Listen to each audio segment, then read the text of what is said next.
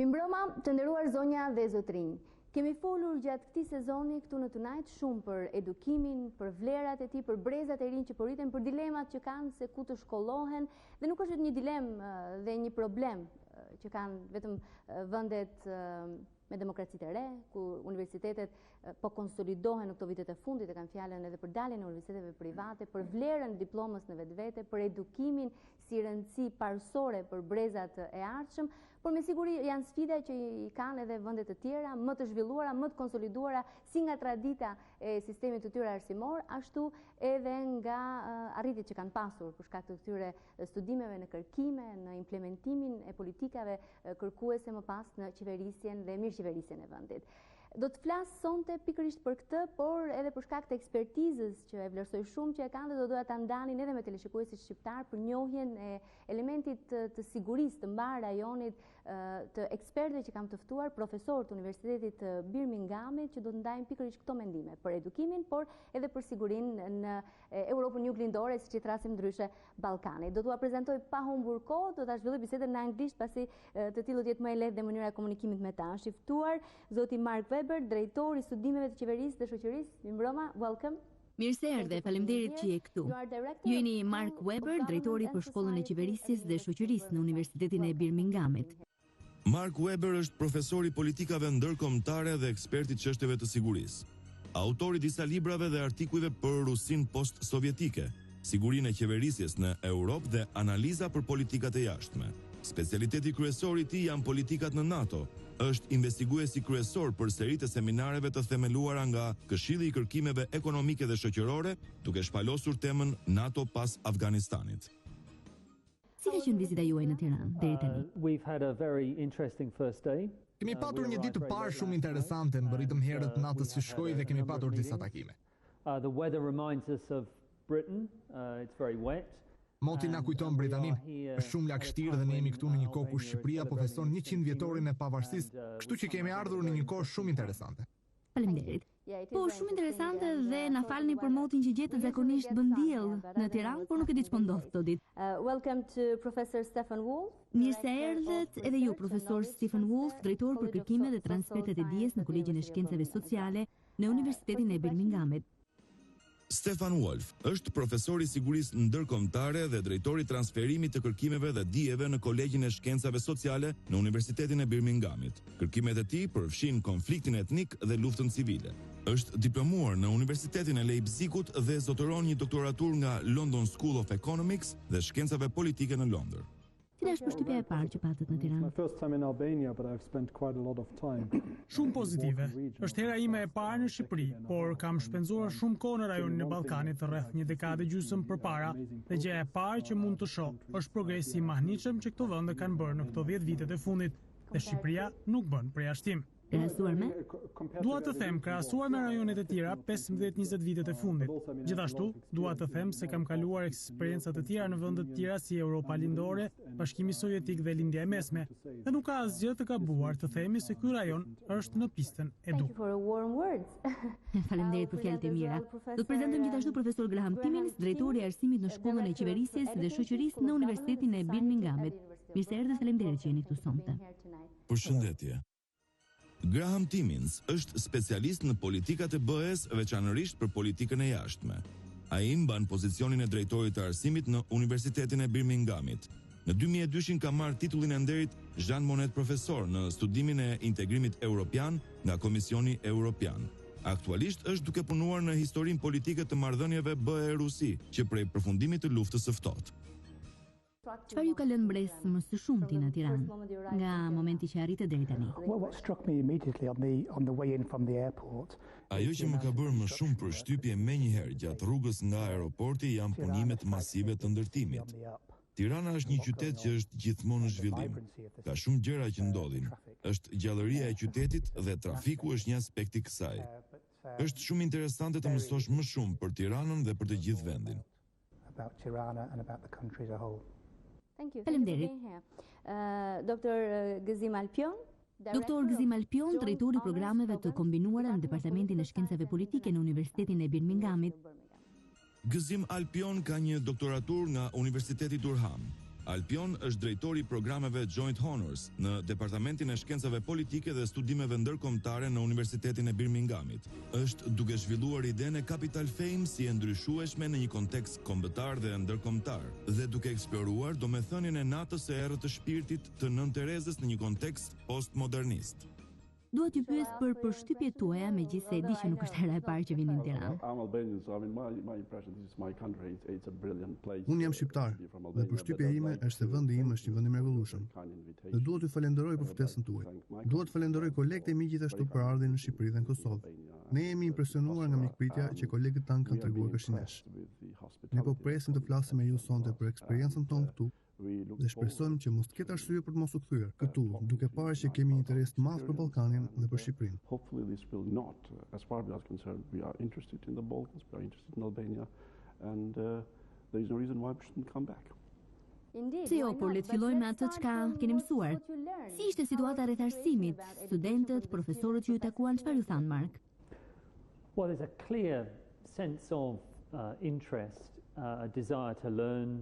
Është një dëshirë e madhe për të mësuar, për të zotëruar dije nga studentët të cilët kërkojnë një arsimim të lartë këtu, por edhe udhtojnë jashtë Higher shtetit. education here and also to travel overseas, and clearly we're here to tell Albanian students. Sigurisht ne jemi këtu për t'i treguar studentëve shqiptar për fitimet që kanë nëse vinë dhe studiojnë në Mbretërinë e Bashkuar, dhe nuk është një mision i pastër instrumental. I think education is of great benefit both to individuals and to society at large, and a country like Albania, which is going through a very important. Mendoj se arsimimi është një përfitim si për individin dhe për shoqërinë dhe për një vend si Shqipëria që po kalon një tranzicion të rëndësishëm si ekonomik ashtu edhe shoqëror. Desire to integrate with the European mainstream. So in that sense, it's been a very positive first day. I imagine we'll have similar experiences over the next 2 or 3, but to echo my colleague's view, there is Arsimimi, me veçanti arsimimi i lartë është një pjesë e rëndësishme e dëshirës për të integruar në Europë. Towards self-improvement, societal improvement, and so on. So it's been very positive.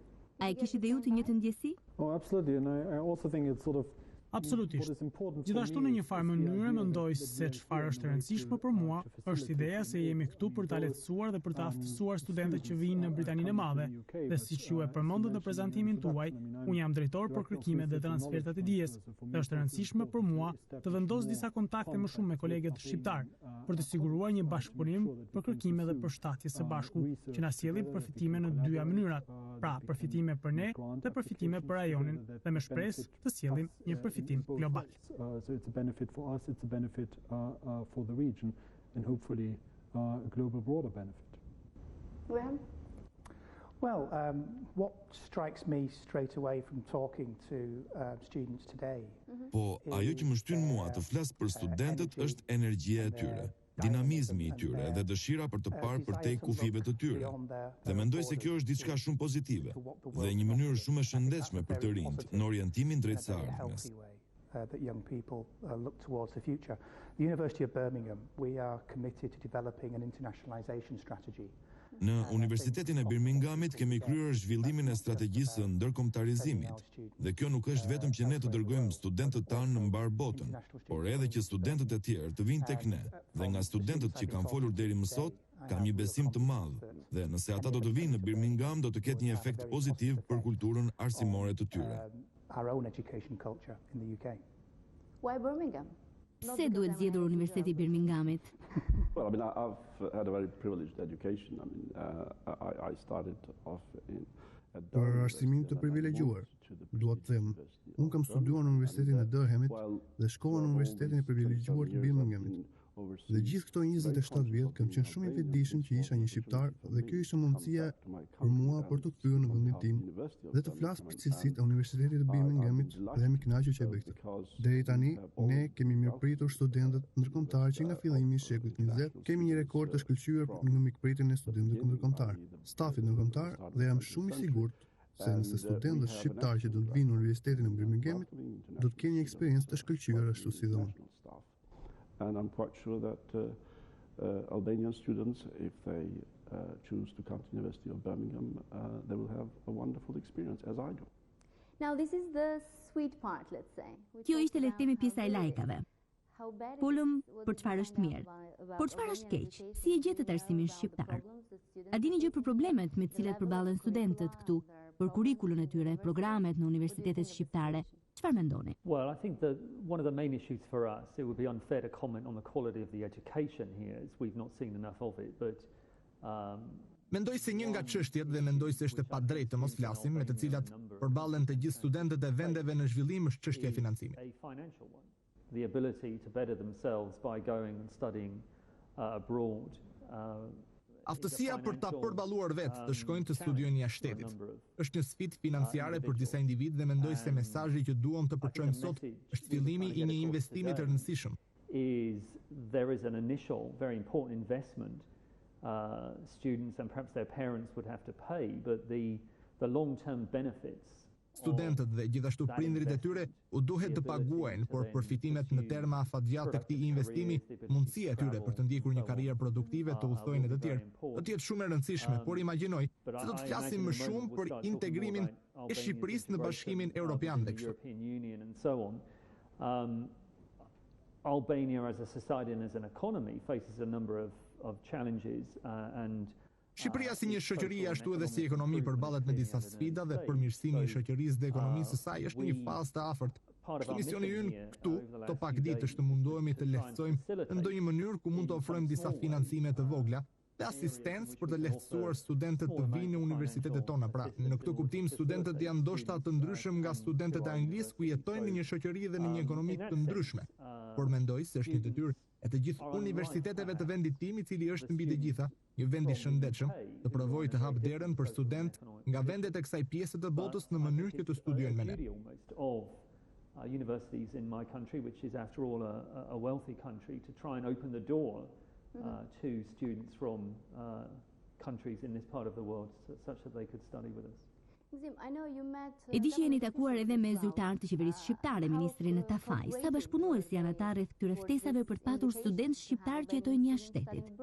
Often meetings of this sort can be quite formal, and if, for instance, we went to talk to the equivalent minister in our own country, it would be a fairly difficult. Shpesh takimet e këtij lloji mund të jenë shumë formale. Nëse do të flisnim me ministrin përkatës në vendin ekuivalent, kishte një mal me burokraci përpara. Por ajo çfarë la mbres ishte lehtësia e bisedimit dhe dëshira për të hyrë menjëherë në nivelin e bisedës, ku mund të lehtësonim bashkëpunimin e menjëhershëm. We were given some very productive contacts to follow up. Shkëmbyem disa kontakte shumë produktive për të ndjekur gjatë javës tjetër. Okay, we'll see how this will go in the future indeed, since it was your first meeting. Okej, do të shohim si do të shkojë kjo në të ardhmen, meqense ishte vetëm takimi i parë. A mund të më thoni sipas jush, ju jeni profesor dhe e dini me themel situatën, cilat janë sfidat kryesore për universitetet e larta, konkretisht në Britaninë e Madhe? What are the main challenges for the higher university where you are in the UK? Well, I'll start. I would argue that there are three broad challenges that higher education faces these days. One is tre janë çështjet më të mëdha që arsimi i lartë përballet. I pari është të ruash lidhjen e mësimit me kërkimin me nevojat e shoqërisë, për të siguruar që vlerat të mbizotrojnë, jo vetëm për studentët, por edhe për prindrit e tyre, edhe për të gjithë shoqërinë, dhe të marrin atë që ka nevojë nga universitetet dhe presionin konstant për të qenë kritik me veten. Society as a whole are getting what they need from universities. So we're under constant pressure to be self-critical, I think. Të reflektojmë dhe të mendojmë se çfarë po kërkojmë të bëjmë kur arsimojmë të rinjt dhe i përgatisim ata për të ardhmen e tyre. Çfarë kontributi sjell kjo për mbar shoqërinë? Një sfidë e madhe sot që mendoj se ekziston është kriza ekonomike globale. I think one other very obvious challenge that we face today is the global economic crisis. Like many other aspects of public activity.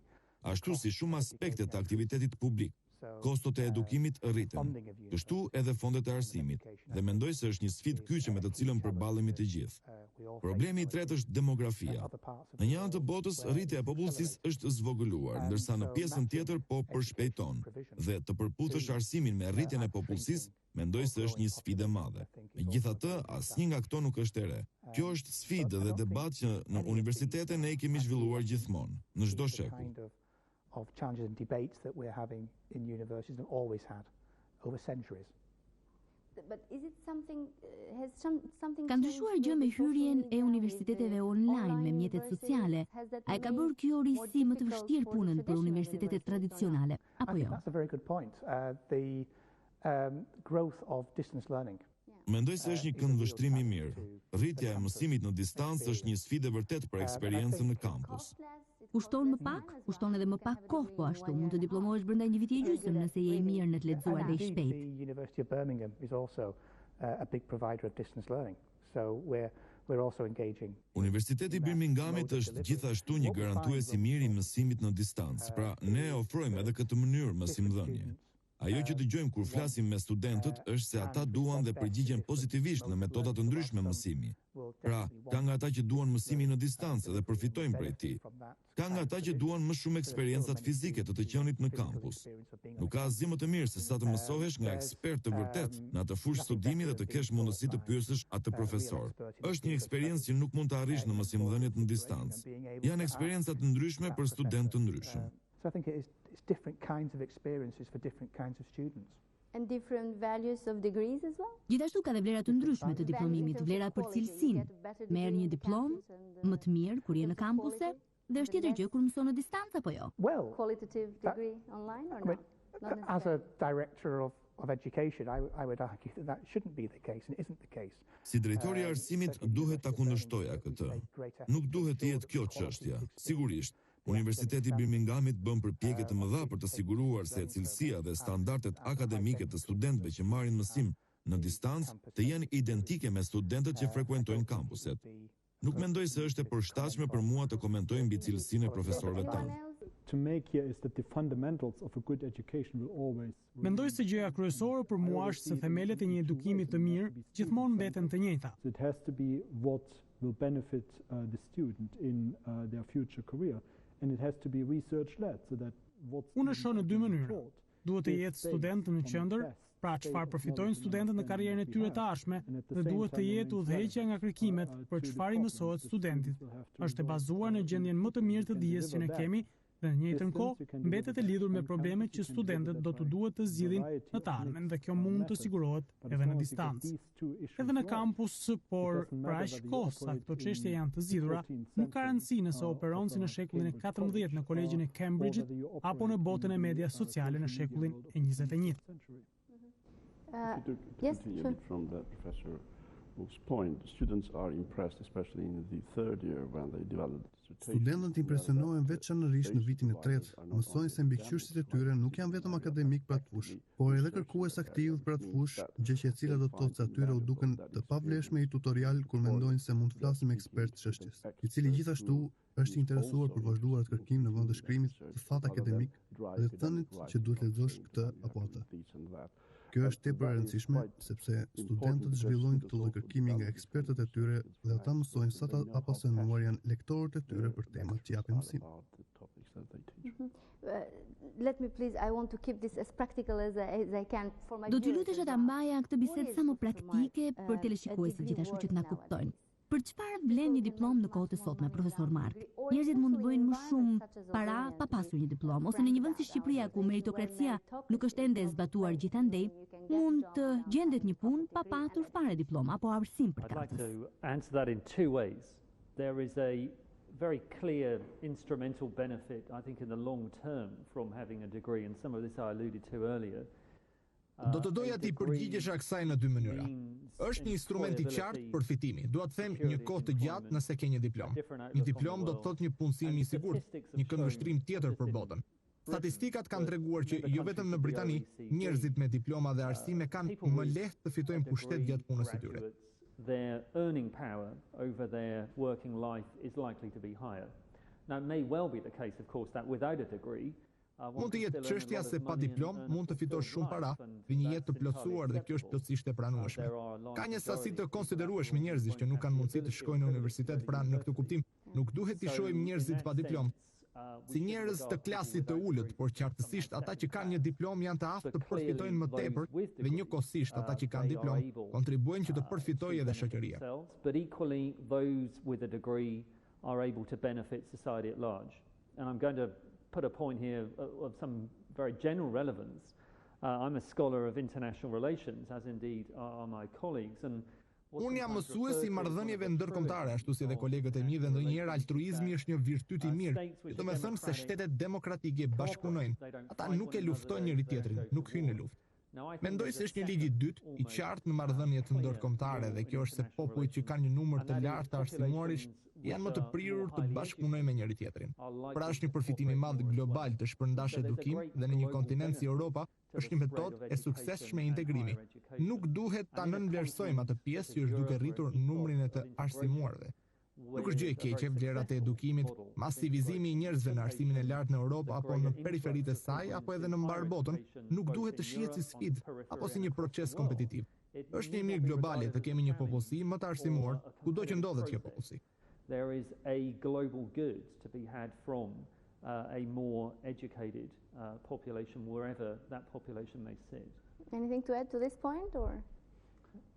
Yes, I'm at the point that engaging in education on an individual basis opens up huge. Në këtë pikë të zotërosh arsimin, siguron hapjen e mundësive të mëdha. Por mendoj se përfitimet e shoqërisë nga ata individ që shkojnë nëpër arsimet e larta janë për tu parë.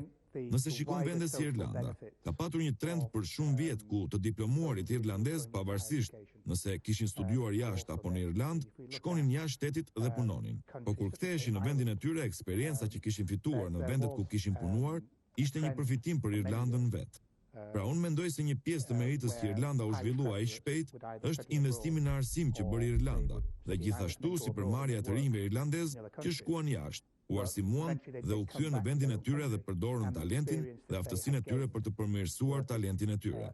Mendoj se Shqipëria duhet të shohë në drejtim të këtyre vendeve dhe të shohë përfitimet direkte në terma afatgjat të individëve që shkojnë në arsimin e lartë. So I think Albania should look to those kind of countries and just see the long-term indirect benefits of individuals going on to higher education.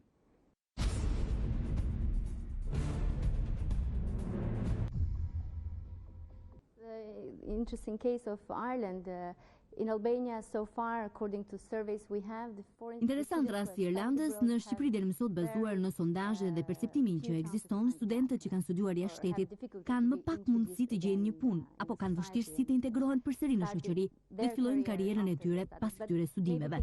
Por ndoshta gjërat ndryshojnë dhe të gjithë shpresojmë. Por le të flasim për atë çfarë tha Mark. Jemi në një shoqëri globale dhe ne punojmë e luftojmë për pjesën tonë në këtë shoqëri globale. A mendoni se ka konkurrencë nga tregu në zhvillim? Well, it's both a threat and an opportunity. It's a threat in the sense that students Është si kërcënim ashtu edhe si një mundësi. Është një kërcënim në kuptimin që studentët të shkojnë normalisht në universitetet britanike, jo vetëm qytetarë të Mbretërisë së Bashkuar, por edhe qytetarë të tjerë nga Bashkimi Kombëtar ose nga vende të tjera nuk mund të shkojnë në universitete të tjera, ndoshta në Australi ose Hong Kong ose Singapore. Por më duhet të them se si një akademik dhe një menaxher universiteti jam i kënaqur për këtë, për arsyeën që thash, ndërkombëtarizimi është një gjë e mirë. Internationally is a good thing. Now, in terms of the opportunities, për sa i përket mundësive, ajo çka është kuptuar është se universitetet britanike kanë dashur të reformojnë veten. Atyre u është dashur të korrigjojnë kurrikulën, mënyrën e mësimdhënies.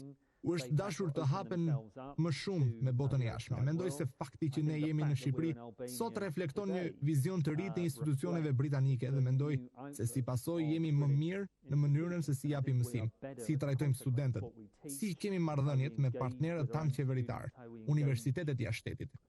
Ka shumë mënyra bashkëpunimi. Pra mendoj se ka shumë përfitime, mbase edhe pak humbje, por mendoj se sigurisht përfitimet janë më të mëdha se humbjet. And maybe a few losses, but I think the benefits certainly outweigh the few losses.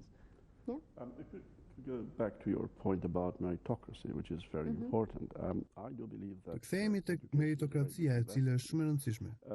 Unë besoj se arsimi është një investim shumë i mirë, dhe duke ardhur nga një brez ku kam pak njohuri për brezin shqiptar 27 vjet më parë, do të pëlqente të duart trokisnin penjimin e lektorëve shqiptar dhe studentëve të këtij vendi. And I know that there are difficulties, but I know that there are hard-working lecturers, hard-working students, and hopefully... Unë e di që ka vështirësi, por unë e di që ka lektorë që punojnë pa mas.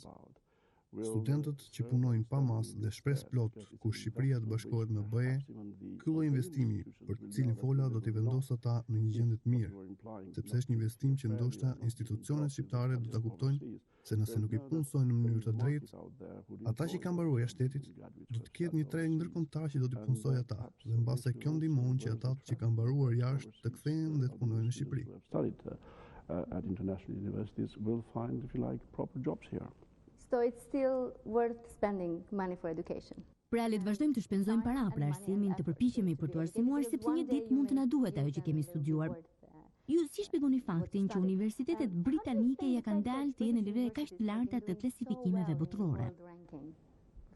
I think it's partly to do with the fact that obviously Britain has a very, very long tradition in higher education. I mean, some of the... Ka të bëjë me faktin se universitetet britanike kanë një traditë të hershme në arsimin e lartë. Dua të them, disa nga ato janë universitetet e para në botë. Oxfordi, Cambridge në veçanti janë sërish tu dhe ata kanë mbijetuar për shekuj të aftë për të bashkëpunuar me ndryshimin. Universities in the UK also benefit from the fact that English is a global language, that it is a global language of education. Universitetet britanike përfitojnë edhe nga fakti se anglishtja është një gjuhë globale për arsimin dhe të diplomohesh në një universitet britanik së bashku me aftësinë për gjuhën që vijnë bashkë me të, bëhet të jesh më konkurrues në tregun e punës. I ofron njerëzve mundësi të mirë për të patur një karrierë të plotë të suksesshme. The improved chances of having a successful self-fulfilling career. Pra pse mendoni se universitetet britanike ja dalin kaq mirë? In the world ranking. Well, I would suggest 2 points. One is that I think we have led the world. Unë do të jepja 2 arsye. Njëra është që ne kemi drejtuar botën në mekanizmi robust dhe rigoroz të sigurimit të cilësisë. Mendoj se jemi shumë të kujdesshëm të sigurojmë që studentët që vinë në universitetet britanike po marrin një menaxhim të mirë të sigurimit të cilësisë së arsimimit, e cila është një vlerë dhe është e njohur si me vlerë në mbar botën. Pra koha dhe përpjekjet që ne investojmë për të siguruar që studentët tanë të kenë një eksperiencë arsimore cilësore është diçka që na ndihmon pa mas. Arsyeja e dytë që mendoj është se ne kemi një kulturë shumë të hapur në arsimin e lartë britanik. That we have a very open culture in UK higher education. I'm sat here between 2 of my colleagues from the school. One is Albanian and one is German. Jam vendosur këtu midis 2 kolegëve të mi, njëri është shqiptar dhe njëri është gjerman, por kemi gjithashtu edhe kolegë amerikan, rus, australian, nga vendet e BE-s gjithashtu dhe mendoj se kjo është duke na ndihmuar. When they come to UK institution. Absolutely, I mean, we can substantiate this with some figures. And even talking from personal experience as well. Absolutely, but before that, if I could give you some statistics. Sigurisht, edhe unë do t'i shtoja disa shifra kësaj. Në një universitet si ai i Birminghamit, ku kemi 28.000 studentë, 5.000 për tyre janë nga jashtë shtetit, 6.000 kolegë dhe 27% e tyre janë nga jashtë shtetit, e cila tregon se sa të hapur jemi. Duke vazhduar komentin e profesor Timins që ne jemi të hapur, ne punësojmë me ekspertët më të mirë të botës, prandaj është një institucion kaq i gjallë, ku mund të takoni ekspertë çdo fushë dhe kjo është ajo që studentët dhe kolegët që vijnë nga jashtë vlerësojnë më shumë që ne jemi të hapur. Si një huaj vetë, në fillim e kisha këtë eksperiencë në Universitetin e Durhamit, në nivelin e postdiplomimit dhe kur lëvizja prej andej e pash nga një perspektivë tjetër dhe më dha një kënaqësi të madhe. To Durham, I could see it from a different perspective, and it's been an absolute pleasure. You have to say something? Well, I think there are 2 things I would refer to. One is heritage. Mendoj se janë 2 gjëra. E para është trashëgimia. Disa nga universitetet e Britanisë kanë qindra vjet jetë. Tani ata janë përshtatur botës moderne. Fakti që ata kanë mbijetuar kaq gjatë reflekton aftësinë për të ndryshuar me botën rreth tyre. Kjo është një trashëgimi shumë të rrejse. Ndërtesat e tyre të vjetra, materiali e të tjerë, të gjitha këto tregojnë eksperiencën e të qenit të arsimuar me shumë kënaqësi. E dyta është se universitetet britanike japin përparësi të menduarit kritik. Studentët kanë mundësinë të sfidojnë këndvështrimet e akademikëve. Natyra e arsimit është të dialogosh, të shkëmbesh ide, të argumentosh dhe kjo është mënyra se si është bërë mësimdhënia në vitën në Britani. Kjo rrit veçanërisht eksperiencën në të folur dhe mendoj se disa studentë mund të intimidohen pak për të filluar, por mendoj se kur vjen në fund pas 3 apo 4 vjetëve me një intelekt më të fortë, një karakter më të fortë dhe me sensin e vërtet që zotëron diçka speciale. With a strengthened intellect, a strengthened character, and a real sense that they've engaged in something special. Professor, I would like your expertise and your experience as well. Profesor, do të më pëlqente analiza dhe eksperjenca juaj gjithashtu sepse në Shqipëri kemi pasur një debat mbi universitetet private dhe ato shtetërore, diplomat që ata japin, që lëshojnë dhe cilësinë e të mësuarit që kanë në këto universitete. Dhe kur bëjmë debate, fjala vjen gjithmonë në përmendjen universitetet në Angli apo në Shtetet e Bashkuara të Amerikës, por veçanërisht në Britani. Ka një konfuzion për mënyrën se si funksionojnë universitetet private dhe ato publike atje. What does it mean for UK having a private or a public university? How do they work? I don't know if Mark wants Well, to very start. quickly, and that'll. Shumë shkurt, të tjerët mund të duan të komentojnë, universitetet private në Britani janë tepër të rrallë. Buckingham University, I think, is the only fully fledged, well-established private university. Pse janë të rrallë, kushtojnë shumë?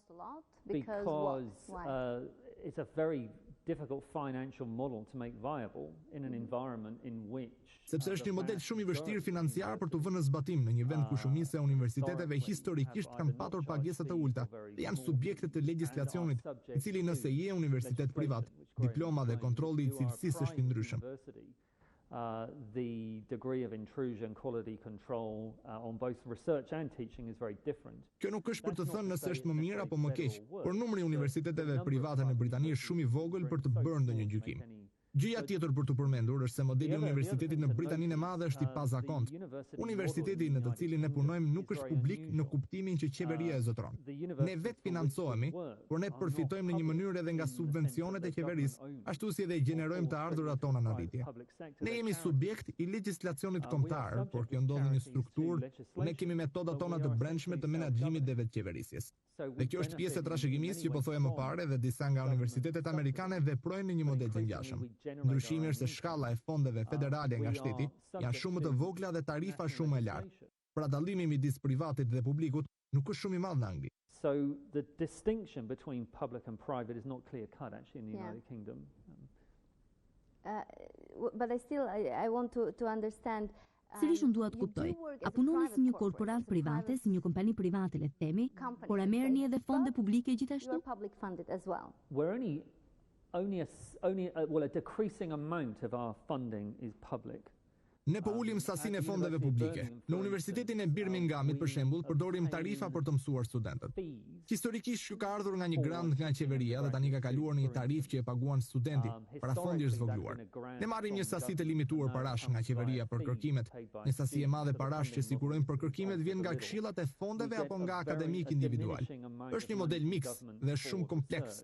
Dhe mbase kjo është forca, që Universiteti Britanik nuk është i lidhur vetëm me një burim.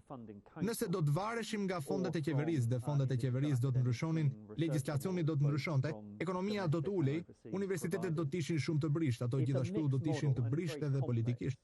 Do të bëshin subjekti ndërhyrjeve qeveritare. Në fakt, universitetet britanike kanë pavarësi megjithëse siç e përmenda ne jemi subjekti i legjislacionit kombëtar. Kultura e vetë qeverisjes dhe gjithashtu zhvillimi i kurrikulës është shumë i rëndësishëm. Qeveria nuk na e thotë se çfarë duhet të japim mësim. Universitetet zhvillojnë kurrikulin e tyre. Mendoj se është një gjë e mirë dhe kjo është gjallëria e universitetit, aftësia për të ndryshuar sipas rrethanave kombëtare dhe ndërkombëtare. Of universities, their ability to change swiftly according to national and international circumstances. Faleminderit për shpjegimin e qartë, jam më e qartë nga ç'isha më parë. Shpresoj të kemi ndihmuar dhe audiencën gjithashtu. Flasim për kërkimet. Sa e rëndësishme është të hartosh politika dhe reforma legjislative përmes kërkimeve akademike? E di që do thoni po përse? Oh no, not necessarily. I think there are two ways in which we can look at that. I mean, on the one hand, I think it is important that our research is relevant. Nuk është e domosdoshme. Mendoj se ka dy aspekte me të cilën duhet parë. E para dhe mendoj se është e rëndësishme është që kërkimet tona të jenë fëdhënëse në mënyrë që t'i jap diçka të vlefshme shoqërisë, edhe pse rrit tërheqjen e parave, organizatat dhe individet për të bërë kërkimet.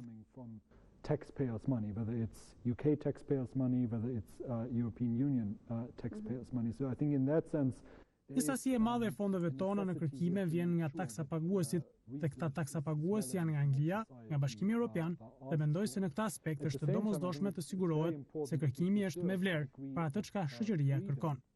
Mendoj se është e rëndësishme që ne të garantojmë një shkallë të lirisë së kërkimeve, e cila lejon kuriozitetin për kërkime, i cili nuk mund të lidhet menjëherë me përfitime financiare dhe material, sepse nëse shikon historinë e disa zbuluesve të mëdhenj, ata nuk udhëhiqeshin nga përfitimet afatshkurtra për t'i kushtuar një kohë masive kërkimeve, por ata udhëhiqeshin nga individ të cilët u jepnin atyre lirinë, burimet për të vazhduar kërkimin e tyre, dhe mendoj se në këtë kuptim është e rëndësishme të kesh një strukturë të vendosur, por duhet të jetë një strukturë që të mundësojë kërkimet frytëdhënëse dhe në të njëjtën kohë të gjenerojë zbulime të mëdha të cilat kanë bërë të mundur që shoqëria jonë të ecë përpara.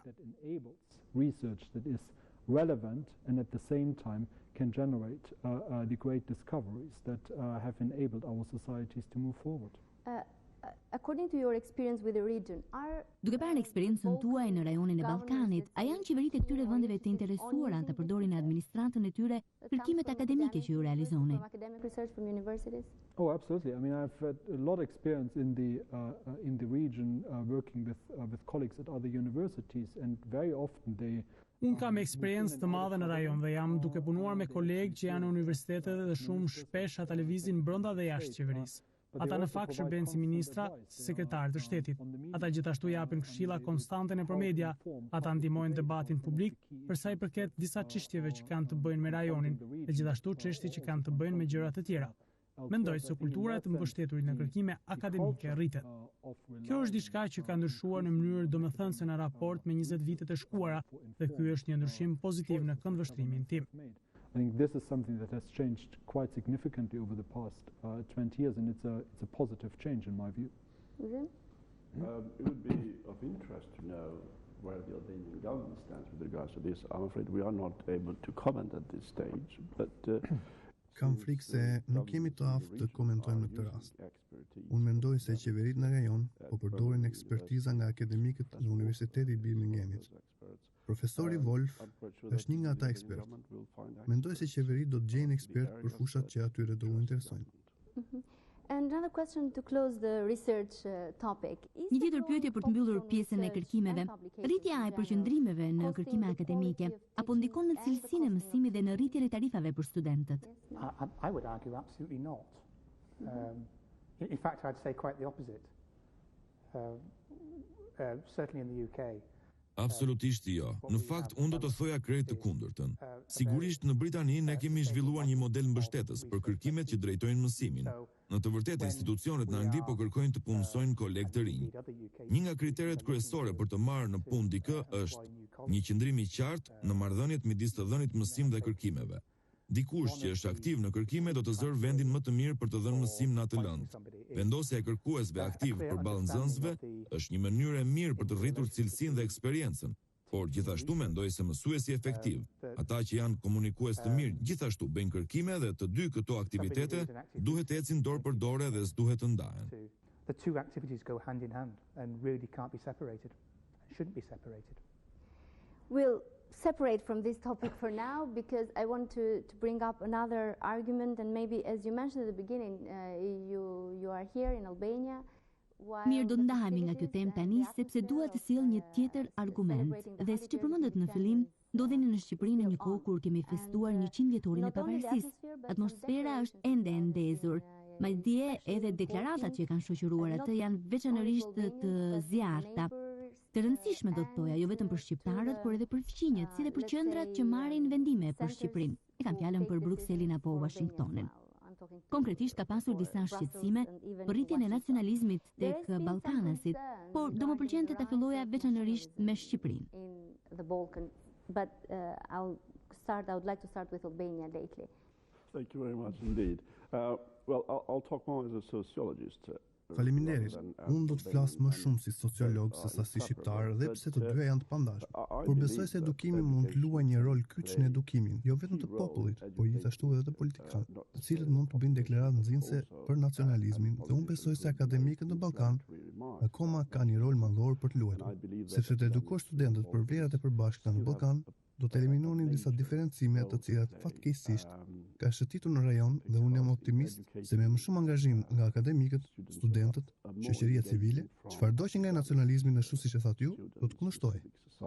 Whatever rise in nationalism that you are referring to, would be toned down, and perhaps rightly so. A është një kërcënim nacionalizmi?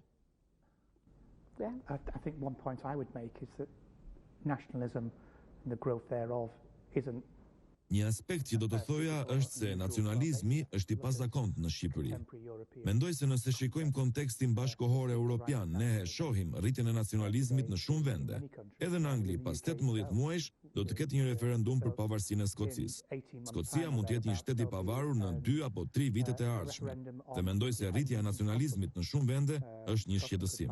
Dëshira për pavarësi dhe rritja e nacionalizmit fillon të destabilizojë Europën. Në termat e integrimit europian, në termat e arritjeve të 16 viteve të fundit, që nga fundi luftës së dytë botërore. Nëse rritja e nacionalizmit çon në destabilizim, ne do të humbasim gjithë përfitimet që kemi arritur që nga fundi i luftës së dytë botërore dhe mendoj se është një shqetësim. Po, a mund të funksionojnë së bashku, të ndërtojmë një identitet europian dhe të jemi nacionalist? I think Kazim's point is very apt that if nationalism is directed. Nëse nacionalizmi është i drejtuar nga rezultatet të veçuara, mendoj se po, mund të bashkëtojnë së bashku. Dakor, por pse pas 22 vitesh, pas luftrave që ka kaluar Ballkani, kur situata duke i qetë, ka një moment që shpërthen sërish nacionalizmi, përse?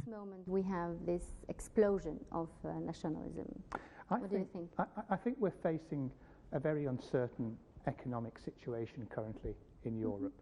Mendoj se po përballemi me një situatë ekonomike të paqartë në Europë. Me krizën ekonomike botërore dhe një nga reagimet më të shpeshta është të interesohemi për shtëpinë tonë, për vetë menaxhimin e kushteve ekonomike.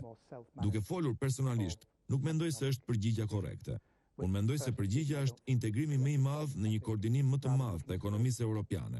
Unë mendoj se në kohë ndryshimi ka shqetësime publike se çfarë do të thotë ky ndryshim. Se nacionalizmi është në shumë mënyra një reagim i papërshtatshëm për të parë drejt së ardhmes. Perhaps when we may wish to address the issue of nationalism in the context of the political situation in Mbase ne dëshirojmë të adresojmë problemin nacionalizmit në kontekstin e situatës politike, e cila po ngre çështjet e nacionalizmit. Ne duhet të jemi shumë të kujdesshëm duke mos ngatruar krenarinë që njerëzit duhet të kenë në atë se kush janë, por gjithashtu të bëhet e një shqiptari të mirë, ose një anglezi të mirë, ose një francezi të mirë. Është se çfarë tjetër ne ndajmë së bashku, e cila është përtej shqiptarizmit, maqedonizmit apo identitetit serb, sepse kur vjen puna tek vlerat njerëzore, ne kemi shumë më shumë të përbashkëta se sa mendojmë, veçanërisht kur jemi verbuar nga mendimet nacionalizmit. We think, especially when we are blinkered by nationalist rhetoric. Cilat janë elementet kryesorë që përbën një kom, një qytetar që ndihet krenar për vendin e tij? Oh well, as how long have you got? You have got some time. As a sociologist, I would say that there are certain. Janë disa elementë të cilët bëjnë njerëzit të ndihen rehat në kuptimin e identitetit. Mund të jetë kultura, dhe çfarë do të them me kulturën është gjuha, territori i përbashkët, vlerat e përbashkëta, feja e përbashkët. Por në bordën globale ne duhet të caktojmë disa balanca midis këto lloj ndarjesh, të cilat na bëjnë të shprehemi se i përkasim një komuniteti të caktuar, pa na ndarë nga një komunitet më i gjerë. Po flas si një shqiptar i cili është i mirëpritur në Angli. Unë kam një identitet shqiptar. Jam shumë krenar që jam shqiptar, por gjithashtu e shoh veten si një qytetar britanik dhe sërish jam krenar për të. Britania asnjëherë nuk më ka imponuar Britaninë, por më lejoi gjithashtu të ndihesha një shqiptar krenar në Mbretërinë e Bashkuar. Dhe ndoshta kjo është ajo çka mund të përfitojmë. Kjo lloj tolerance, hapje ndaj universiteteve në të njëjtën kohë, por gjithashtu edhe një shoqëri e hapur. Nuk po them se që gjërat janë perfekte në Mbretërinë e Bashkuar, por është një trend i përgjithshëm i të qenit të një shoqërie e hapur, duke përfituar nga të tjerët, dhe jo të imponosh vlerat të brendshme se si pjesa tjetër e botës duhet sillet. Ky është respekti që bën njerëzit e komuniteteve të tjera të shohin Anglinë si shtëpinë e tyre. And groups of people that make England their home. Well, I mean, I speak here as an East German, so I have a particularly difficult identity in. Në krye të elementeve të cilat kolegët sapo u përgjigjen, është çështja e historisë, se nga vjen, sigurisht si gjerman. Ka periudha në historinë e kombit tim që më bën të mendoj shumë rreth rreziqeve që mund të sjellin nacionalizmat. Pra, për shumë gjerman, ajo që i bën krenar për vendin e tyre është për shembull avantazhet teknologjike që kemi zhvilluar dhe kanë bërë punë në shoqëri, tjerat gjithashtu. Edhe modeli I kushtetutës gjermane, dua të them që në Gjermani ka institucione që flasin për periudhat e historisë që nuk duhet të përsëriten. Gjithashtu është shumë e rëndësishme ideja e qenurit pjesë e Bashkimit Evropian, e cila gjithashtu është një e ardhme e paqët përveç krizës ekonomike. It's the German constitutional model. I mean, Germany actually has a phrase for that, constitutional patriotism. Mendoj se ka shumë prosperitet për të ardhmen dhe kjo gjithashtu vjen nga aftësia për të kapërcyer dallimet e nacionalizmit, por kjo merr kohë dhe për të kthyer në një çështje të hershme që ju thatë. Unë nuk mendoj se kemi një periudhë të veçantë të rritjes së nacionalizmit. Për të qenë të sinqert, nacionalizmi ka qenë pjesë e rajonit që prej viteve 1990, për më shumë se 2 dekada. Ka patur çështje këtu që thjesht nuk janë zgjidhur, dhe një pjesë e rritjes së këtij problemi këto kohë është fakti se njerëzit po ushqehen që akoma kanë shumë çështje të pazgjidhura për më shumë se 2 dekada pas fillimit të këtij tranzicioni. Mendoj se kjo shpjegon zgjerimin e nacionalizmit tani. Why there is this apparent surge in nationalism now. If you allow me, I'll take advantage of having a German professor here. Nëse më lejoni do të përfitoj nga fakti që kam një profesor gjerman këtu, sepse sa herë kemi debat në Shqipëri rreth idesë se mund të jemi të bashkuar Kosova me Shqipërinë, shembulli që të ftuarit sjellin është Gjermania, Gjermania lindore dhe ajo perëndimore. Edhe vetë Gjermania që ka shumë vite demokraci, po përballet me problemet e të qenit të bashkuar përfundimisht në kuptimin e mentalitetit. Ka një hapësirë që e ndan të paktën janë 20 vite në mes. Si ndjeni për këtë, ju si Gjerman, dhe sa kohë mendoni se do të duhet shqiptarëve nëse ky projekt vazhdon dhe është realist për qenë të bashkuar për të patur një kombë etnik shqiptar? Have this big nation, ethnic Albania in place. I think there are two questions, different issues here. I think Janë dy çështje të ndryshme. E para ka të bëjë me unifikimin e Gjermanisë dhe mendoj se këtu ka më të vërtetë një çështje gjeneratash. Natyrisht, njerëz që kanë jetuar në 2 sisteme të ndryshme, pasi kalojnë entuziazmin e bashkimit pas 40 vitesh, kuptojnë shumë shpejt që po, ne flasim në të njëjtën gjuhë, por ne mendojmë ndryshe. Por kjo nuk është domosdoshmërisht ekskluzive. Përveç disa nga çështjet që kishin veçanërisht diku nga mesi viteve 1990, mendoj se ka një kuptueshmëri më të madhe tani ndërmjet lindjes dhe perëndimit të Gjermanisë. But that was not necessarily mutually exclusive, and despite some of the issues that we had, in particular sort of in the middle of the 1990s, I think there is a much greater understanding now between East and West. Ka disa elementë të rëndësishëm të kulturës gjermane që janë në një kuptim lindore, nëse doni, dhe gjenerata e re po rritet tani. Ajo nuk ka pse të rritet me këtë eksperiencë të ndarjes fizike ose me ato lloj ndarje mentale që kishin në veçantë midis viteve 1990. Një aspekt tjetër, e cila e bën atë më të ngjashme me rajonin, është sigurisht çështja e unifikimit. Gjëja e parë që duhet të mbajmë mend është duke folur historikisht. Jo të gjithë gjermanët jetojnë të ribashkuar. Disa bashkime nuk arritën të zinin vetë. Pra, kjo është e lidhur me pikën e dytë të rëndësishme që unë dua të përmend. Në procesin e unifikimit të Gjermanisë, një kujdes I mrekullueshëm u ndërmor nga të gjithë aktorët e përfshirë për të siguruar që unifikimi I Gjermanisë të mos destabilizohej. Rregulli paqësor post-lufte në Europë të vazhdonte. Në këtë aspekt, nuk më përket mua t'ju them se duhet të ndodhë apo jo unifikimi I Shqipërisë, por mendoj se është shumë e rëndësishme të mendosh se çfarë do të thotë realisht, si dhe kush do të ketë përfitime të vërteta, jo vetëm për kombin shqiptar, por edhe për fqinjet dhe për partnerët shqiptar në Europë dhe më tepër.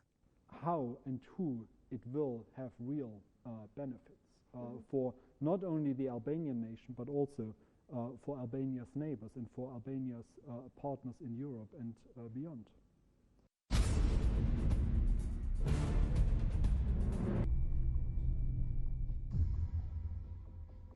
Gzim, I would like your opinion on what is lately being... Gëzim, do doja gjithashtu mendimin tuaj për atë që po proklamohet së fundmi si një projekt I qeverisë shqiptare për të dhënë qytetarëve shqiptar kudo ndodhen një pasaportë shqiptare. Çfarë mendoni se do të jetë produkti final I këtij projekti? A është një ide e mirë apo thjesht do të ushqejë fqinjet tanë me ide të gabuara? Është një temë interesante. Më do mendja se jeni duke folur për shqiptarët që kanë shkuar jashtë 20 vitet e fundit. Jo vetëm kaq, kryeministri tha se është I hapur t'ia pasaportën çdo shqiptari në botë, duke përfshirë shqiptarët në Malinezi, Maqedoni, Kosovë, including probably Albanians in Montenegro, Macedonia, Kosovo. Well, I think that's quite a sensitive issue, and perhaps we have to. I don't. Mendoj se kjo është një çështje tepër sensitive. Unë nuk di më shumë rreth kësaj. Më duhet të shikoj se çfarë ka thënë kryeministri. Supozoj se shqiptarët e kanë ndjenjën e identitetit kombëtar dhe krenarisë dhe nuk mendoj se do të shtohet diçka nëse ofron një copë letër ku thuhet se je shqiptar. Ka rreziqe që përfshihen këtu dhe unë mendoj se duhet të trajtojmë këtë me kujdes në kuptimin e impaktit që do të kishte kjo tek fqinjet, por ndoshta një nga arsyet sepse po hamendoj është se kjo mund të thuhet në një kontekst të ndoshta një fitore politike. Zgjedhjet janë duke ardhur dhe nuk jam duke akuzuar asnjë nga partitë politike. Nëse atyre u duhet të artikulojnë shumë qartë se çfarë eksaktësisht kanë ndërmend, u duhet të jenë shumë të hapur me shoqërinë, sepse po merren me një audiencë shumë të zgjuar, dhe ata e dinë se mund bëhet fjalë për ndonjë lojë politike. Ata më mirë e kuptojnë se po jetojmë në një botë globale dhe këto lloj retorikash kanë frikë se nuk ndihmon. This kind of rhetoric, I'm afraid, does not help. Have you seen in the past in the region or in the Eastern Europe? Është vënë edhe në të shkuara në rajon ose në Europën lindore, ekzistenca e një tendence se kur vendet janë të ndarë apo kur integrimi është i ngadalshëm drejt Bashkimit Evropian, ata fokusohen më së shumti tek nacionalizmi. Rasti i Hungarisë për shembull. Ajo që po pyes është, a është ky një fenomen që i përket vendeve postkomuniste? Phenomenon, or I wanted to say characteristic, but phenomenon is fine. I think it was in the 1990s, and you mentioned the case of Hungary, and Hungary remains problematic. Mendoj se ka patur në vitet 1990. Ju përmendët rastin e Hungarisë dhe Hungaria mbetet problematike në shumë mënyra për Bashkimin Evropian. Çështja sigurisht nuk është Hungaria, është brenda Bashkimit Evropian, dhe ata po shohin mundësinë nëse tendencat nacionaliste mund të neutralizohen politikisht. Më lini t'i kthehem shembullit që sapo u dha, e cila ishte pasaportizimi i shqiptarëve, për të cilën edhe unë di shumë pak, por given. I mean, the Albanian citizenship issue, which I also know very little about, but të gjithë në fakt pak din, vetëm disa ditë përpara është propozuar. That would clearly be an issue if Albania were a member of the European Union. Kjo do të ishte vërtet çështje nëse Shqipëria do të ishte antare e Bashkimit Evropian. Pasaportizimi i këtij lloji do të kalonte nga disa lloje filtrash nga antarësi e Bashkimit Evropian. Do jap dy shembuj dhe do t'i lënë njerëzit të mendojnë vetë për të. Janë dy vende të cilët vinë në mendje kur pasaportizimi ofrohet. Njëri është Izraeli dhe tjetri është Rusia. Unë do t'ja lë publikut të vendosë nëse ato kanë qenë të suksesshme. Çështjet ku pasaportizimi është ofruar për jashtë shtetit dhe në diasporë qartësisht nuk kanë përfunduar mirë në këto shembuj që ju solla. They are not straightforward, those examples.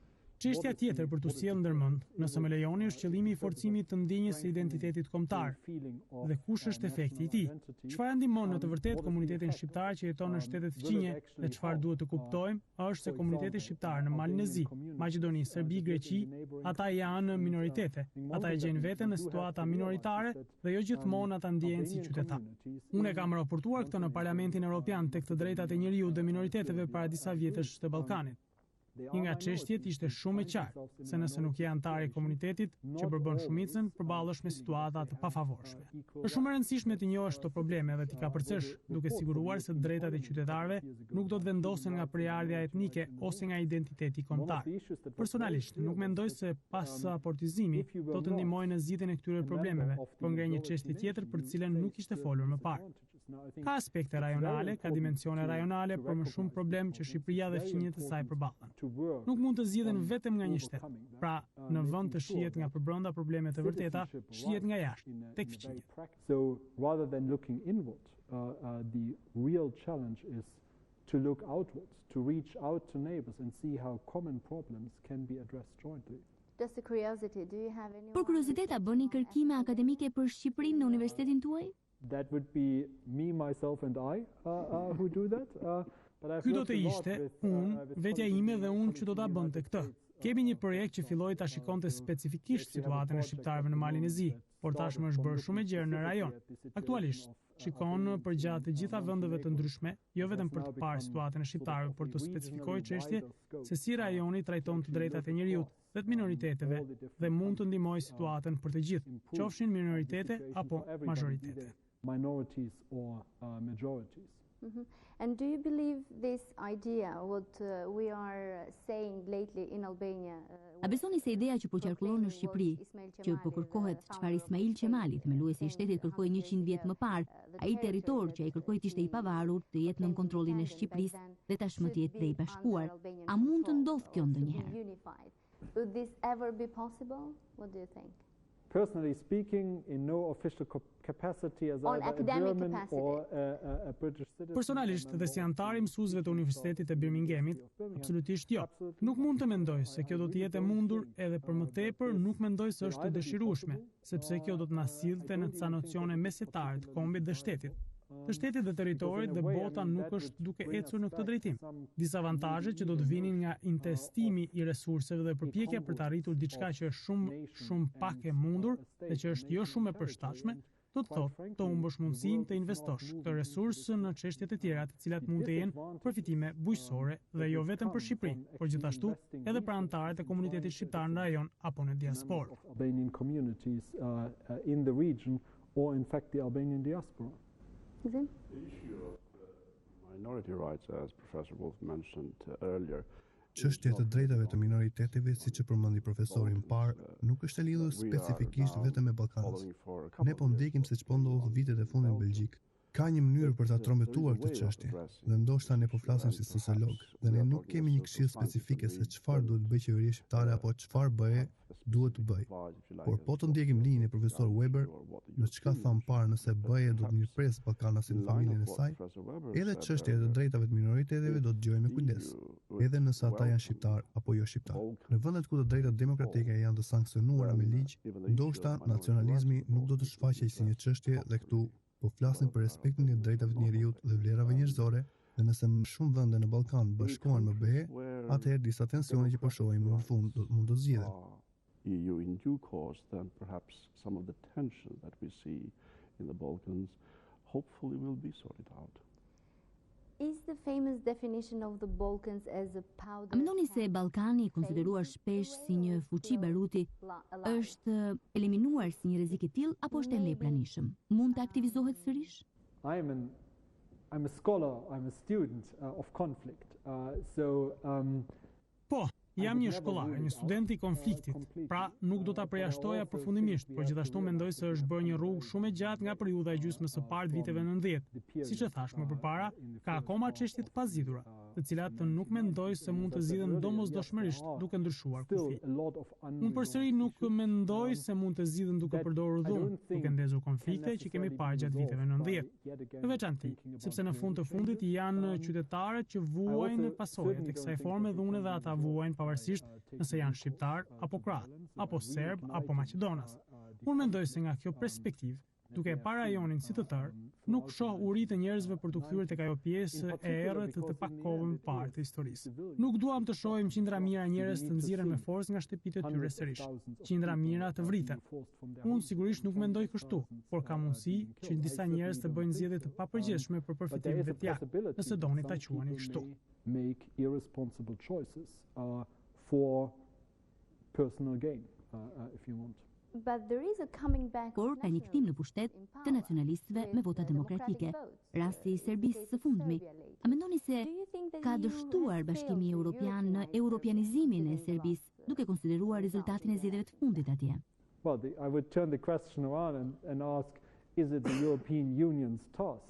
Unë do ta ktheja me pyetje. Është detyra e Bashkimit Evropian të europianizojë Serbinë?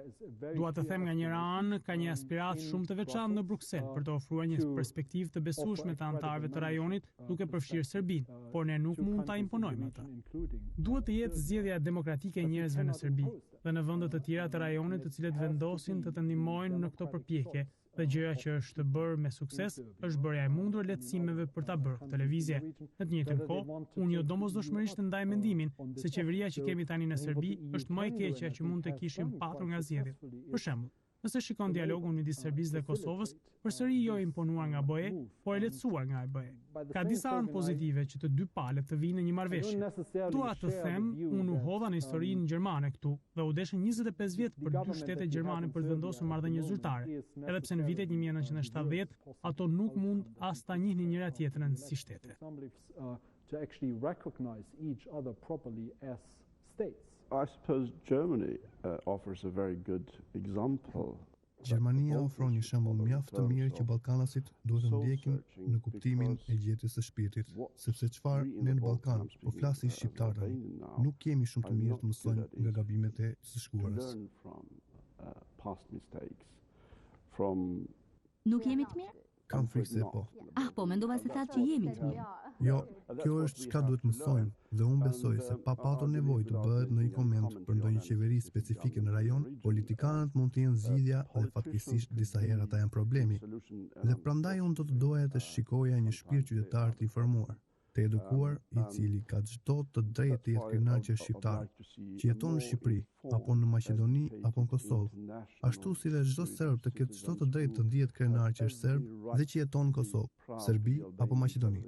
Ne duhet të shikojmë përtej kësaj verbërie nacionaliste dhe të shohim tek gjërat e përbashkëta që kemi. I would like to ask about another integration. Do t'i pyes për integrimin në NATO, veçanërisht çështja e Maqedonisë, e cila mbahet të bllokuar nga Greqia për shkak të mosmarrëveshjes që kanë për emrin. Sa mendoni se do të zgjasë këtë situatë? How long do you think this will carry on, Professor Stephen or Mark? Yes, let me put a bit of context first. Më lejoni t'i vendos një kontekst në fillim. 3 parime. Zgjerimi i aleancës siç mund të jeni e vetëdijshme në vështrimin tuaj. NATO ka një politikë të derës së hapur. Çdo vend që është europian dhe plotson kriterin e antarësimit nuk do të lihet me një anë.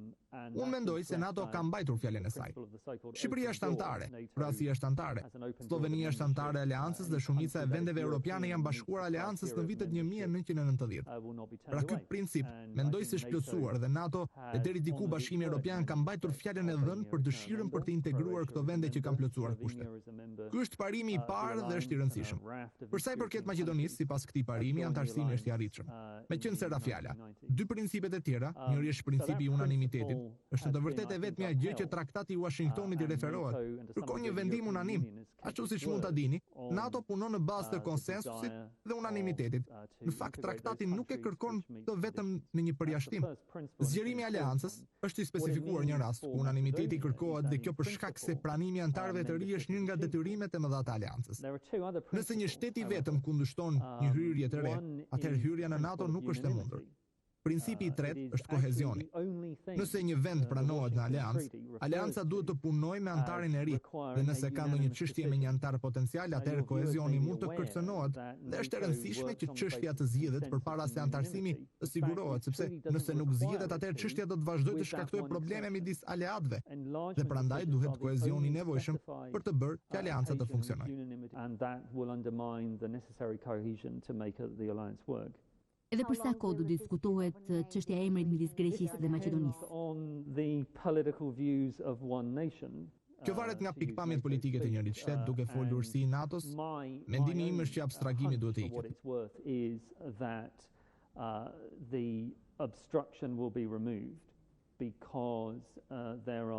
Nga Greqia? Po, sepse ka një numër të mjaftueshëm shtetesh në NATO, të cilat duan që Maqedonia të bashkohet në aleancën duke përfshirë Shtetet e Bashkuara të Amerikës dhe Mbretërinë e Bashkuar, dhe unë jam i vetëdijshëm për numrin e viteve dhe përpjekjet që janë bërë për të bindur Athinën për të qenë më fleksibël për çështjen. Por ka edhe çështje të tjera të cilat e vënë Greqinë në një pozicion të dobët për momentin në kuptimin e marrëdhënieve të saj me vendet europiane dhe Shtetet e Bashkuara të Amerikës. Dhe unë mund të imagjinoj se kjo mund të arrihet se një lëvizje e tillë do të bëhet e dukshme në Athinë. Nuk e di të them për kohën, por NATO punon me kohën ku mlidhen samitet dhe mendoj se në samitin e radhës në 2014 kjo çështje do të zgjidhet. So the next big summit I think is in 2014. I would hope it would be resolved by then. Profesor Mark, a besoni se Serbia do të mund të bashkohet NATO-s ndonjëherë, të bëhet anëtare? Jo. Përse? Because I don't think there are 2 reasons. One, I don't think the Serbian population would want to join. Mendoj se ka 2 arsye. E para, nuk mendoj se populli serb do të donte t'i bashkojë. Serbia është kundër antarësimit në aleancë. Mendoj se ka disa arsye të qarta në historinë bashkëkohore që kjo të ndodhë, dhe me sa di deri tani asnjë qeveri serbe nuk ka qenë në favor për t'u antarësuar. Janë arsye të qarta. Serbia nuk ka treguar në një dëshirë të qartë t'i bashkohet aleancës dhe në këtë kuptim nuk e shoh si të mundur për të ndodhur. So in that sense, I don't regard it as a feasible what is going on? Çfarë po ndodh me zgjerimin e NATO-s? Kush e ka radhën për t'u antarësuar? Who's next? Well, there are 3 countries which have membership action plans. Janë 3 vende që kanë plan t'i bashkohen antarësisë: Bosnia, Maqedonia dhe Malizi. Dhe imagjinoj se do të jetë një nga këto të treja. Ato duhet të përmbushin kushtet e aleancës. Përveç çështjes që po flisnim deri tani, Maqedonia I ka plotësuar gati të gjitha kushtet dhe kështu vin Bosnia dhe Mali zi nga pas. Opinioni publik I Malit të zi me qëra fjala është gjithashtu kundër antarësimit, kështu nga këto të treja përveç pyetjes që bët disa momente më parë, Maqedonia do të vijë para. Sidoqoftë ka edhe mundësi të tjera dhe disa prej tyre mund të jenë të pazakonta.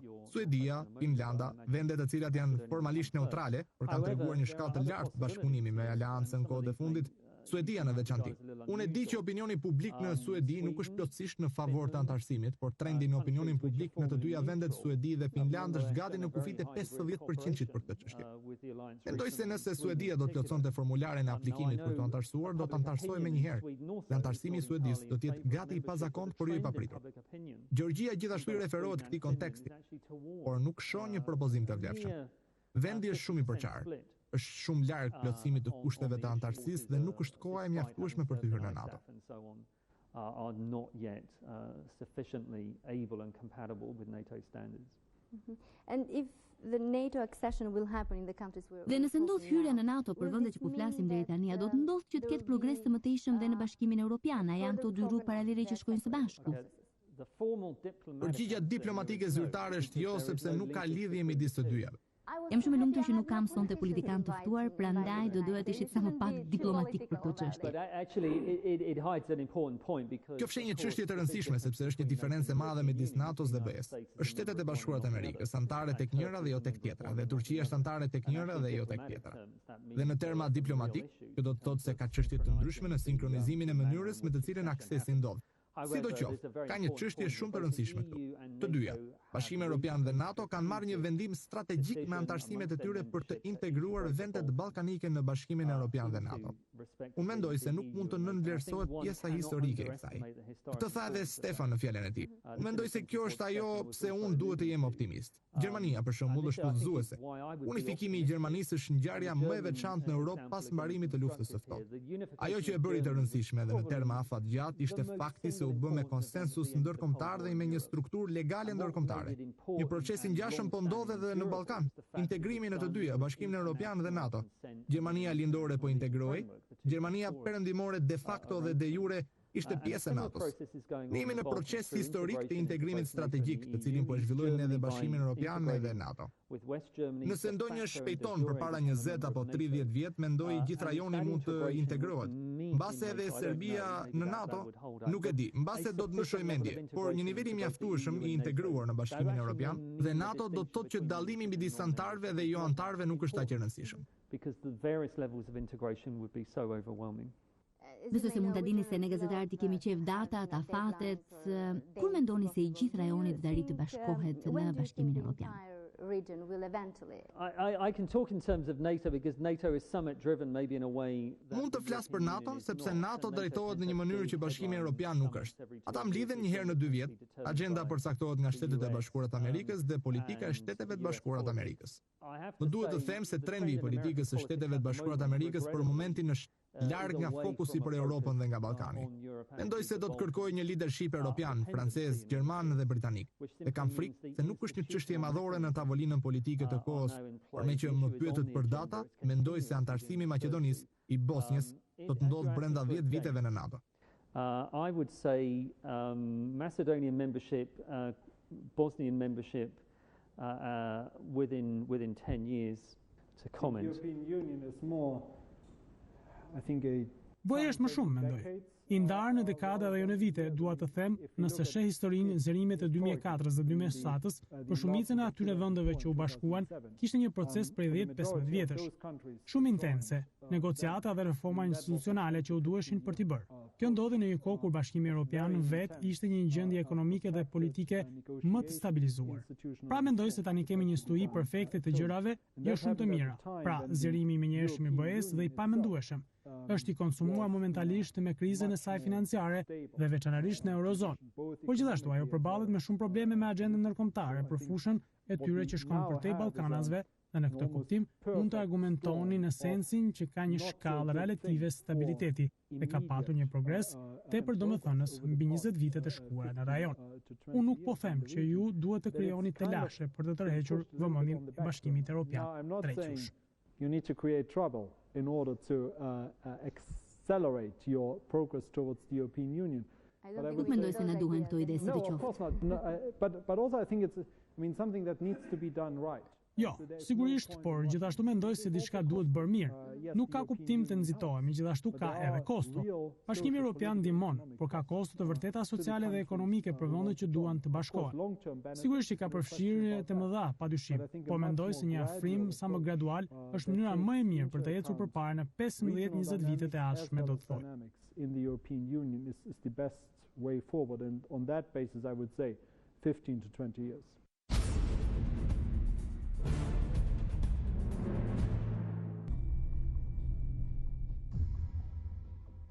I have the last 3 questions since we're running out of time. Kam 3 pyetje të fundit meqense po na mbaron koha, por jo pyetjet. E prekëm disi më herët, por do doja që të kisha një shpjegim pak më të gjatë. Duket sikur ka një stagnacion, në mos një regres në disa vende të Evropës lindore. Gjukanović erdhi sërish në pushtet në malin e zi, kryeministër, më parë përmendëm rastin e Hungarisë, Maqedonisë e kështu me radhë. Çfarë mendoni se po shkon keq? Pse kemi këto demokratizime të ngadalta, problematike në rajon? Why do we have this slow democratization of this region? Well, I think it's slow in one sense, it's actually very fast in another sense. Mendoj se është e ulët në një kuptim dhe është shumë e shpejt në një kuptim tjetër. Po të shohim historikun, sa kohë është dashur. Po të shohim vendet me demokraci të vendosur dhe konsoliduar në Europën lindore, që janë bërë vende demokratike që ne i njohim sot, nuk e matin me vite apo dekada, e matin me shekuj. Nëse eshe se sa e vështirë ka qenë të kapërcejnë problemet në Europën perëndimore, në veçantë midis Francës dhe Gjermanisë, me disa raste Britania, këto nuk ishin probleme që u zgjidhen në një periudhë prej 5 vjetësh apo 10 vjetësh, apo edhe 15 vjetësh. Dua të them se ka marrë me të vërtetë një kohë të gjatë. Mendoj se në një mënyrë nuk duhet të rrisë vetëknaqësinë, por mendoj se duhet të përshtatim pritshmëritë tona pak nga pak. Se shpejt trashëgimia prej 4 dekadash e cila u sol nga komunizmi, pjesërisht nga Bashkimi Sovjetik, mund të kapërcehet, dhe veçanërisht për rajonin këtu. Sa shpejt ju mund të kapërceni trashëgimimin që është në vitet 90, pa hedhja e shikimit përpara dhe pajtimi është me të vërtetë i rëndësishëm, por nuk mund të pritet që kjo të ndodhë realisht në kaq kohë të shkurtër, në këtë moment që po flasim.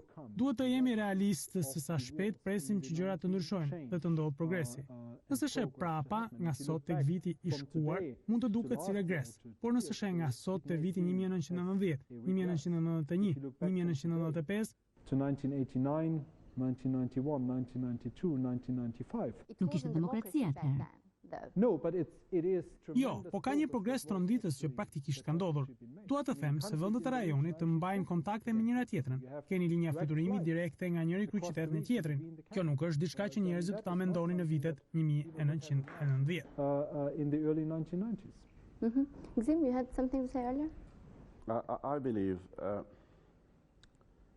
very rightly at the beginning, at the start of the 1990s, Po, të flasi shqiptar tani. Unë besoj shumë shpejt në fillimet e viteve 1990, çanërisht shqiptarë që vinin nga një regjim totalitar shumë i rrept, ata prisin një kulturë demokratike të lulëzonte. Dhe siç e tha dhe profesori i cili përmendi që ne mund të numërojmë arritjet, Shqipëria ka bërë progres, por rruga e gjatë përpara do t'rregojë potencialin e Shqipërisë si një vend demokratik. Jam shumë optimist, por gjithashtu jam shumë i vetëdijshëm për punën e vështirë që duhet bërë, që pritshmëritë e shqiptarëve në fillimet e viteve 1990 të përmbushen. Por jam optimist se gjërat do të shkojnë më mirë. But I'm optimistic that things will get better. Well, the last question I have to conclude now. Të pyetja e fundit, cilat mendoni se janë kërcënimet kryesore me të cilat përballet rajoni i Ballkanit? Whoever wants to start. Let me start. I think we've talked a lot about internal politics. Unë mendoj se me që folëm shumë për politikën e brendshme dhe për BE-n dhe NATO-n, për rolin e tyre, mendoj se kërcënimi kryesor është raskapitja me të cilën po përballet Bashkimi Evropian dhe një numër i madh problemesh i tij dhe në mënyrë simultane me këtë Bashkimi Evropian dhe NATO kanë ambicie të globalizohen dhe të integrojnë vende që janë në periferinë e saj. Dhe mendoj se kërcënimi do të ishte preokupimi me problemet e brendshme, duke bërë leadershipit e NATO-s dhe BE-s të mos përfill sfidat e rëndësishme strategjike, politike dhe ekonomike të rajonit të Ballkanit. Priority, perspective and continue to help countries of the region. Thank you. Zim? Faleminderit. Threats? Kërcënimet më të mëdha? The Balkans have to address the issue of corruption. Unë besoj se ballkanasit duhet të adresojnë çështjen e korrupsionit, në cilin mendoj se ka shumë gjëra që vendet kanë për të bërë për ta zgjidhur këtë çështje. Por, nëse mund të jesh pak më specifike, çfarë do të thoni më kërcënim, sepse nuk jam i aftë të jap një përgjigje direkte. Duhet fillojmë me një gjë që është shumë e kohës tani, me zgjedhjet e lira, demokracinë, pavarësinë e institucioneve, zbatimi i ligjit e drejta e pronës. Duhet vazhdoj sepse po na mbaron dhe koha. Rule of law. Yes, absolutely. Property rights. Shall I continue? Because we're running out of time. Absolutely. Well, I mean, Po, absolutisht. Ne të mbetemi tek zgjedhjet fatkeqësisht. Me që nuk kemi patur ende zgjedhjet pa kontestuara. Po flas si shqiptar, por edhe si sociolog. Fatkeqësisht në këto 20 vite Shqipëria nuk ka pasur zgjedhje të pakontestuara. Kjo është diçka që sistemi politik këtu, si qeveria, ashtu edhe partitë politike duhet të punojnë, por mendoj se problemi në një vend si Shqipëria është se qeveria dhe opozita e shohin njëra tjetrën ndonjëherë jo si kundërshtarë. Prandaj është shumë e rëndësishme që ata të përfitojnë nga sistemi politik në Britani apo në Francë apo në Gjermani. E di që kjo është tepër sensitive, por kjo kulturë bashkëpunimi midis qeverisë dhe partive politike kam ndruajtën se është një fushë që politikanët në Shqipëri duhet ta përvetësojnë akoma. Politicians in the country, in Albania, should work. Thank you. Graham, something to conclude? Faleminderit Graham për ta mbyllur.